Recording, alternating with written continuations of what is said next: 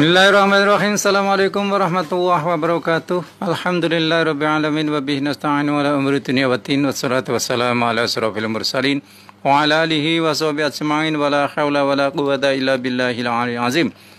Raditu billahi rabba wa bil islami dina wa Muhammadin nabiyya wa rasula. Rabbi zidni ilma warzuqni fahma amin amma ba'd. Pendengar Radio Dais Masjid Agung Jawa Tengah dan juga pemirsa MAJT TV rahimakumullah. Senang sekali pada sore hari ini kita bisa berjumpa kembali dalam acara yang sangat kita nanti-nanti. Kajian Sore Dais di edisi Senin 13 Juli 2020. Kita akan melanjutkan bahasan kita hari ini di Tafsir Al-Qurtubi, yakni Surah Ali Imran 111. Jadi para pendengar, pemirsa, monggo yang punya kitabnya langsung buka di Ali Imran 111, yakni pada intinya Ahlul Kitab tidak akan mengalahkan orang Islam. Namun penjelasannya seperti apa nanti pendengar pemirsa bisa disimak dengan baik, dan nanti mohon sesi kedua bisa pun live di 6746352 SMS 082133670000. Alhamdulillah pada sore hari ini telah ada narasumber yang setia menemani pendengar dan juga pemirsa. Ini Kiai Haji Ulil Albab Sehun Sarjana Agama. Kita sapa dulu. Assalamualaikum Kiai. Waalaikumsalam warahmatullahi wabarakatuh. Gimana kabar ini? Alhamdulillah. Sehat-sehat ya? Iya. Mudah-mudahan pendengar lebih semangat dan sehat lagi sehingga nanti bisa ada atensi di 6746352. Kita bahas Ali Imran 111.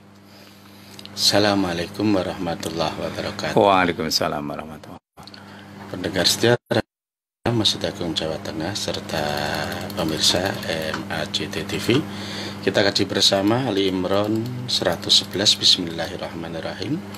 La yadurrukum illa adza wa yuqatilukum yuwallukumul adbar thumma la yunsarun.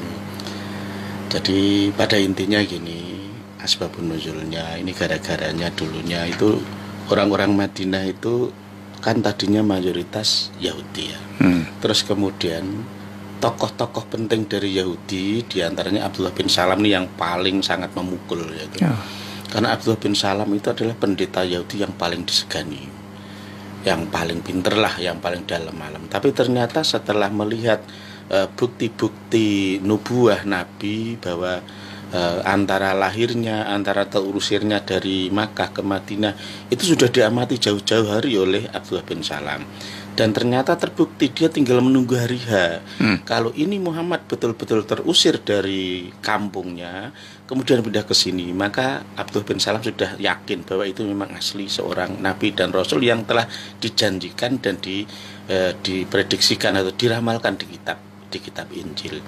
Maka dia pun akhirnya masuk Islam lah. Masuk Islamnya Abdullah bin Salam ini sangat memukul orang-orang Yahudi.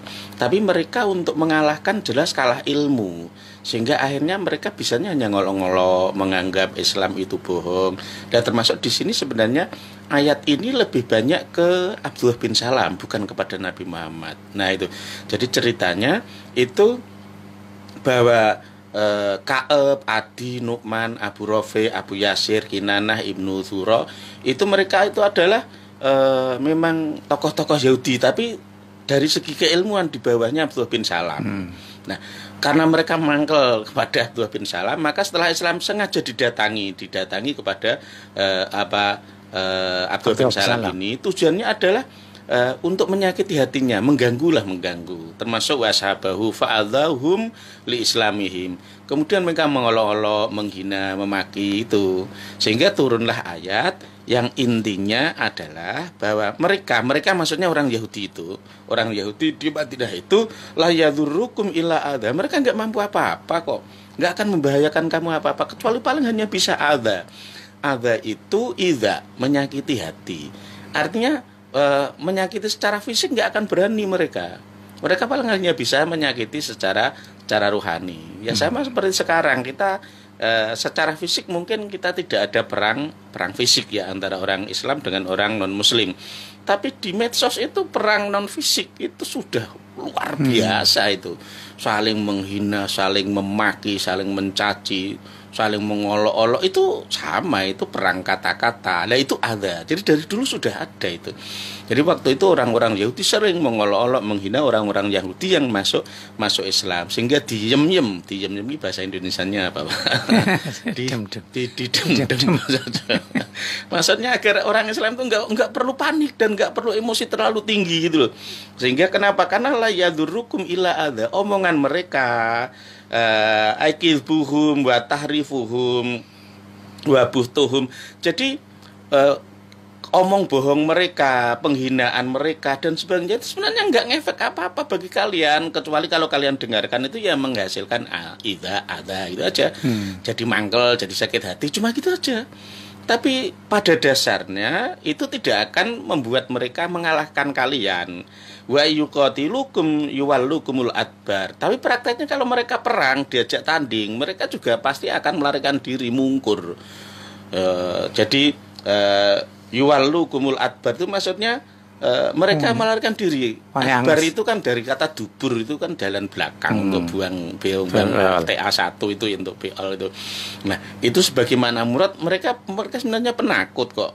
Jadi kalau dari segi perang fisik itu kebanyakan mereka banyak larinya. Tapi kalau perang mulut mereka memang ahlinya. Nah, sehingga Al-Qur'an pun menyatakan la yadurrukum illa adza. Jadi mereka itu hanya pandai menyakiti hati kamu aja. Mereka ahli untuk menciptakan kata-kata yang membuat kalian jadi sakit hati. Jadi ketika kalian itu dipancing-pancing seperti itu kemudian ngamuk, dimurami-rami itu sampai berjilid-jilid, sebenarnya itu malah kesenangan mereka.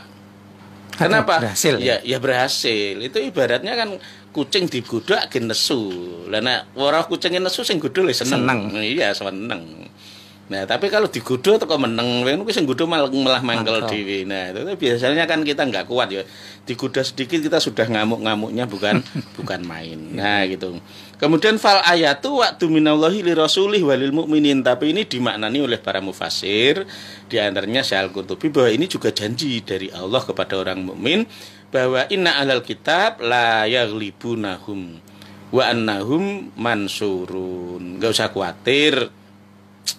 Allah sudah menjanjikan kepada umat Islam bahwa sungguh bahwa orang-orang ahlul kitab itu enggak akan mampu mengalahkan orang-orang Islam, karena orang Islam akan insya Allah akan selalu menang mengalahkan mereka pada intinya. Nah, pada intinya wa amal akibatu fatakunu lil mu'minin. Bisa jadi dalam suatu perang orang Islam kadang juga kadang kalah, tapi endingnya entek-entekin nanti akhirnya juga orang Islam yang menang. Karena memang sering itu terjadi.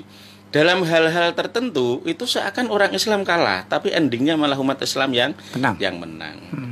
Saya ambilkan contoh misalnya, ketika seorang misionaris misalnya berhasil membuat Qomus Quran, kaitannya dengan orang-orang Islam sendiri malah nggak ada yang mampu untuk membuat seperti itu. Kamus Ar-Rahman itu sing ayat ini ada di ini, lafal ini ada di ini, itu komplit itu. Jadi tinggal dicari aja kalau bahasa sekarang kalimat mudahnya aja diambil, biasanya ambil kata kerjanya. Nah, itu kalimat kuncinya. Nah, begitu ketemu kalimat kuncinya, dicari di kamus itu akan ketemu. Misalnya wa'tasimu, kita cari dari kata itasoma atau dari kata asoma, nanti akan ketemu di situ. Ini ada di surat mana? Di surat apa saja itu ketemu. Orang Islam mungkin nggak pernah berpikir seperti itu. Waktu itu mereka bangga bahwa kamus Quran ini bisa digunakan bagi orang-orang non-muslim untuk menyelidiki Quran. Tapi hasilnya yang menggunakan malah umat Islam untuk membuat umat Islam lebih pintar mencari ayat-ayat Al-Quran.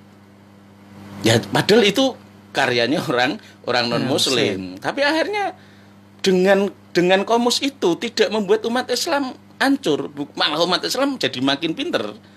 Nah, gitu.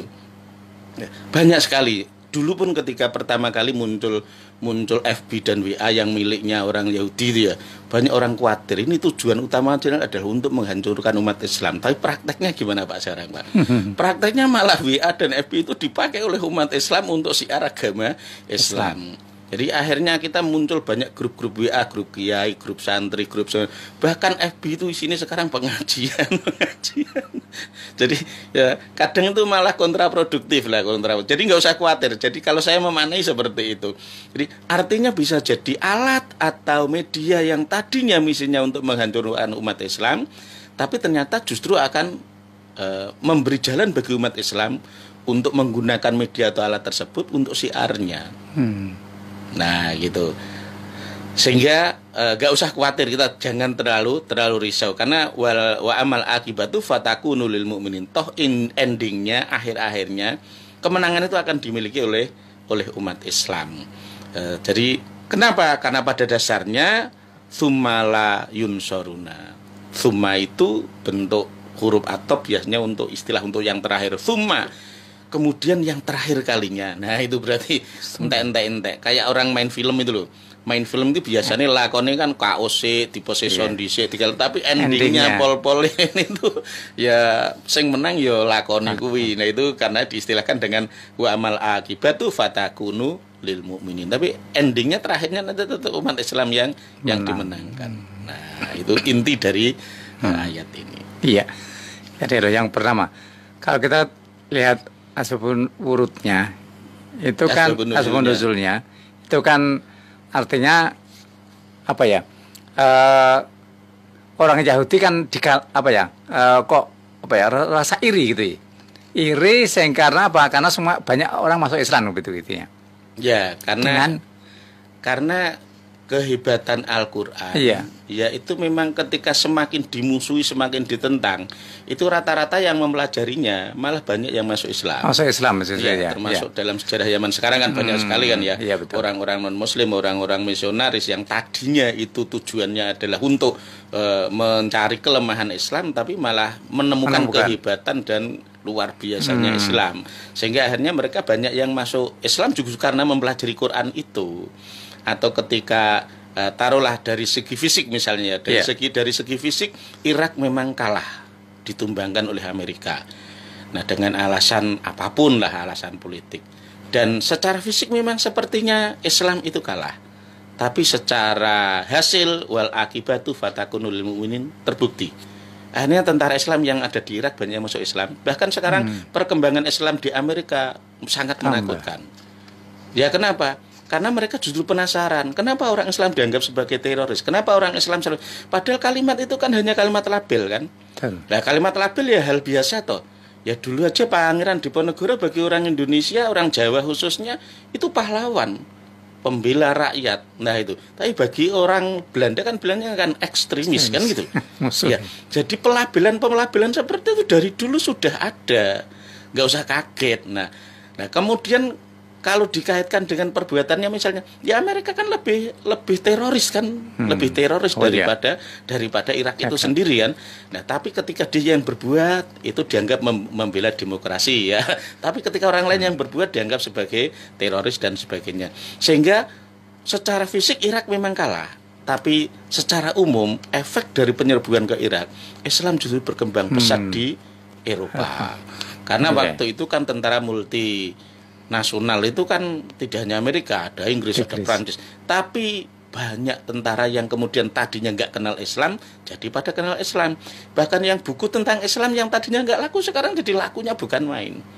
Sehingga boleh dibuktikan di dunia ini yang namanya gereja dijual jadi masjid banyak ya. Tapi kalau masjid jual jadi gereja atau sanagoga gambar kok belum kita dengar. Ya artinya secara hasil wal akibatu fatakunu lil mu'minin. Endingnya juga orang Islam yang menang. Ya, artinya orang Islam tuh semakin dihina, semakin caci apabila masalah kitabnya Al-Quran. Malah justru mereka lebih penasaran seperti itu. Iya, semakin mereka penasaran, justru mereka semakin tertarik. Karena sebenarnya orang-orang emosi, orang benci, orang mangkel itu kan sebenarnya penggemar terselubung itu sebenarnya kan. Penggemar terselubung itu sebenarnya. Jadi semakin mereka tertarik untuk mempelajari Islam, saya yakin sebenarnya itu semakin cinta terhadap Islam dan semakin menemukan kehebatan Al-Quran. Nah, sehingga mereka banyak tertarik. Akhirnya kan membandingkan, kenapa kitab di agama kami kok nggak seindah ini? Kenapa itu kok tidak seilmiah ini? Akhirnya kan Manusia kan punya rasio, pasti akan dengan sendirinya, nggak disuruh pun akan membandingkan. Mungkin misi awalnya dia tugasnya adalah untuk mencari kelemahan Quran, tapi akhirnya bisa jadi kan jadi bumerang. Akhirnya justru akan menemukan banyak kelemahan pada doktrin-doktrin agamanya sendiri. Nah itu efeknya ya seperti itu. Jadi betul ketika wa amal akibatu fatakunu lil mu'minin, ya itu. Jadi kita umat Islam ya sebaiknya lebih enjoy, lebih tenang aja. Quran mau dihina dimaki ya biarin aja. Kita santai-santai aja. Kalau mereka semakin penasaran, nanti endingnya mereka malah tertarik untuk masuk Islam. Ya. Jadi orang benci, orang mengolok-olok itu aslinya adalah penggemar terselubung. Ya, tapi menurut saya Al-Qurtubi kan tadi, kok justru Allah menjanjikan kemenangan umat Islam, artinya umat Islam sudah bangga dulu berarti kalau gitu. Ya kan memang di Al-Quran selain di ayat ini kan juga sudah dinyatakan kan, idza ja'a nasrullahi wal fath, itu kan juga sama. Nah itu baru aitan nasayat khuluna fi dinillah wajah. Itu dijanjikan dan itu berjalan sampai sekarang kan. Di antara sekian banyak agama besar di dunia, yang paling pesat perkembangan pengikutnya itu ya Islam. Yang lainnya bertahan aja udah bagus. Bahkan yang berkurang semakin banyak. Tapi secara universal perkembangan pengikut agama Islam ini hampir nggak ada yang nyaingi dibandingkan dengan agama yang lain. Nah itu Islam itu lucu memang ya, semakin dimusuhi penggemarnya malah semakin banyak. Ya, negaranya yang di Timur Tengah dihancurkan, malah orangnya perginya ke tempat orang yang nyerbu. Akhirnya berkembang Islam di sana. Iya, Irak dihancurkan oleh Amerika. Sekarang yang memenuhi Amerika orang mana? Ya para pengungsi Irak itu. Nah, akhirnya sekarang Amerika, Eropa itu kan dipenuhi orang-orang Timur Tengah. Akhirnya Islam berkembang di sana. Inggris pun kita sekarang udah lama punya partai Islam. Di Belanda pun yang kita terkenal sekali, sulit sekali agama selain agama non-Muslim, agama Katolik di situ. Sekarang bahkan partai Islam pun di Belanda sudah ada. Ya seperti itu kan sudah luar biasa. Atau misalnya perkembangan yang luar biasa di Inggris, bahkan ada salah satu gubernurnya ada orang yang Muslim. Ini perkembangan yang di luar dugaan, Ya. Tapi kok mengapa ya? Maaf kalau kita menengok ke kita sendiri. Kadang-kadang kita kok tidak bangga dengan kita sendiri gitu. Kadang-kadang kalau wah kayak kok ngono iso gak ngene, kita tidak seperti itu. Gimana seperti itu? Nah, kita ukurannya kadang ukurannya hanya dari segi teknologi dan sebagainya. Gitu. Nah, gitu. Mungkin untuk orang-orang Eropa, orang-orang non Muslim bisa nggawe HP, bisa nggawe televisi dan sebagainya. Tapi kita ini bicara bukan soal teknologinya ya. Nah, tapi kita bicara soal perkembangan agamanya. Perkembangan agamanya itu lagi bisa jadi teknologi itu awal-awalnya ditakuti akan menghancurkan Islam. Tapi saya yakin wallahi itu nanti malah jadi alat bagi orang Islam. Nah itu memang Allah menghendakinya seperti itu. Yang membuat orang lain tapi yang memanfaatkan kita. Iya kan banyak seperti itu. Ya contoh mudah itu. Dulu itu banyak kiai juga yang khawatir dengan munculnya FB, munculnya WA, Instagram dan sebagainya, munculnya Twitter dan sebagainya. Dan selalu didengung-dengungkan bahwa itu adalah cetakan orang Yahudi. Yang emangnya kenapa kalau kita memakai miliknya orang Yahudi? Nah gitu. Kalau kita yang gunakan kan alatnya. Ya bisa jadi pisau yang saya gunakan untuk menyembelih itu karyanya orang non Muslim, tapi dia nak gawe nyembelih hewan korban, apa salahnya sih? Wong kita hanya memakai alatnya. Kalau kita tidak mau membuat, apa salahnya kalau kita menggunakan? Nah gitu aja. Yang penting kan manfaatnya untuk kita kan, bukan kita yang buatnya saja. Kalau kita fanatik sampai sejauh itu, bisa jadi kita nggak bisa gerak, Pak. Bisa jadi kita nggak bisa gerak. Sarung kita ini bisa jadi itu banyak kainnya adalah orang-orang India. Nah gitu ya. Terus kemudian baju-baju yang kita pakai juga banyak dari produksi orang-orang Korea kan.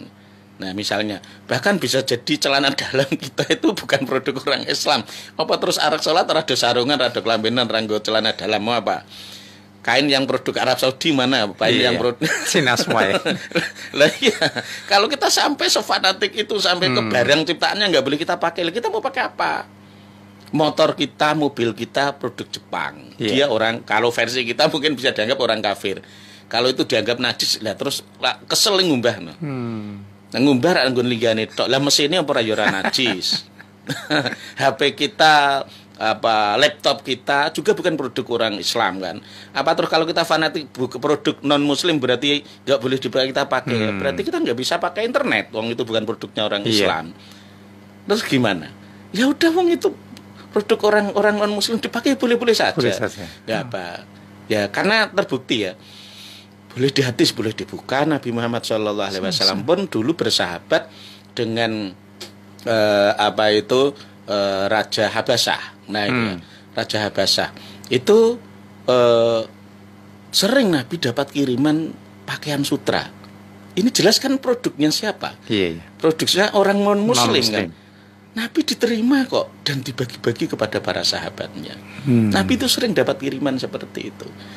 Ya gitu. Jadi Raja Najasyi itu waktu itu sudah lama bersahabat dengan Nabi. Waktu itu masih non Muslim, masih Kristen. Nah gitu. Nah terus kemudian setelah pada hijrah yang pertama itu Abdullah bin Jubair ada itu yang mimpin itu. Lah di sana itulah akhirnya ketika mau pulang setelah Nabi itu pindah ke Madinah bersama Abu Bakar dan para sahabat, kabar sudah sampai di sana bahwa Nabi dan para sahabat sekarang sudah nggak di Makkah, sudah di Madinah. Berita itu sampai di Habasyah sana. Maka yaitu Ibnu Zubair pamit. Nah itu Zubair pamit, kemudian yaitu akhirnya masuk Islam. Jadi ketika pamit itu memang masuk Islam.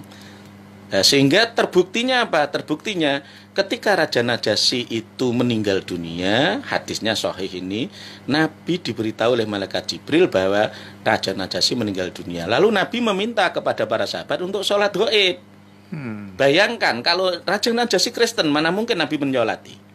Disolati berarti dia Muslim. Nah, disolati berarti dia Muslim. Kalau dia nggak Muslim, nggak mungkin toh disolati. Nah, itu sebagai bukti dia Muslim. Dan memang akhirnya disolati oleh Nabi meskipun sholatnya sholat gaib. Nah, yang kita bahas kan bukan soal ini sholatnya, soal tadi produknya orang non Muslim. Kain yang dikirimkan oleh Raja Najasyi kepada Nabi Muhammad kan nggak mungkin kan yang menciptakan Raja Najasyi sendiri, pasti kan juga dari orang-orang non Muslim di sana dikirimkan kepada Nabi. Jadi kita menggunakan produknya orang non Muslim boleh-boleh saja. Boleh-boleh saja. Artinya justru kita itu bisa memanfaatkan bagaimana produk orang lain non itu justru kita manfaatkan untuk mengembangkan Islam gitu harusnya. Iya, boleh-boleh saja. Harusnya ya. Iya. Dan pemerintah Arab Saudi pun melakukan itu. Jadi untuk misalnya Masjid Nabawi itu pengembangannya kan dinyatakan bahwa yang merancang bangunnya itu kan bukan orang Muslim kan. Nah, bukan orang Muslim sehingga akhirnya dikasih kubah. Kubah itu sebenarnya kan mencontoh dari Romawi. Dari Vatikan. Dulu orang Islam kan tidak punya budaya kubah. Kubah bukan budaya Arab. Kubah itu adalah budaya orang-orang Nasrani. orang-orang Romawi kuno. Itu sudah pakainya kubah. Kalau di Semarang itu ya gereja Blendu. Itu aslinya gereja Immanuel, Pak. Tapi Immanuel ora terkenal. Nah, mergo weruh dhuwure ana kubahe Blendu akhirnya ngendi gereja Blendu. Nah, maaf itu misalnya dari segi umur, kalau sekarang masjid-masjid dikasih kubah itu lebih duluan gereja Blendu punya kubah. Gitu ya. Gereja Blendu udah malah zaman Londo kan itu, Pak. Zaman Londo masjid-masjid kita kasih kubah kan baru akhir-akhir ini. Nah, sementara gereja Immanuel itu yang terkenal gereja Blendu udah lama pakai kubah gitu. Iya, kita tidak boleh menafikan ya seperti ya. Ya, kita jelas ya. Pendengar misal kita sudah sejenak, jangan lupa nanti sesi kedua Pon Live 67352.